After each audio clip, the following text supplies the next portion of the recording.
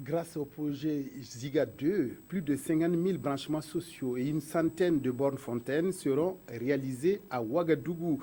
Plusieurs autres infrastructures, comme des châteaux d'eau, sont prévues. Présentation du projet avec Souleymane Sanou et Moumouni Soubega. Le projet Ziga 2 comprend 3 phases. Le traitement de l'eau, la conduite vers la capitale et la distribution.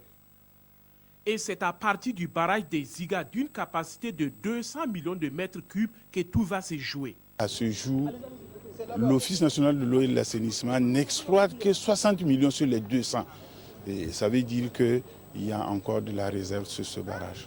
Le projet Ziga 2 est constitué d'abord d'une station de traitement d'une capacité de 7500 mètres cubes heure.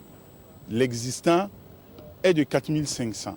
Donc si on cumule les deux, on doit être donc dans les environs donc de 12 000 mètres cubes heure à l'horizon donc du projet.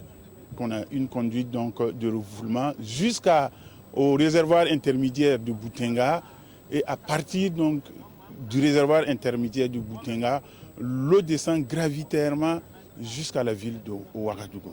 Ziga 2, c'est aussi environ 700 km de réseau de distribution, 160 bornes fontaines et 52 000 branchements sociaux essentiellement dans les quartiers périphériques de la capitale. Selon les techniciens, avec ce projet, on ne devrait plus parler de pénurie d'eau d'ici à 2030. Donc si l'on augmente la capacité de traitement de la station aujourd'hui, les 12 000 mètres cubes heure doivent nous amener normalement à l'horizon 2030 si le taux d'accroissement de la population estimé à 6% n'évolue pas au-delà.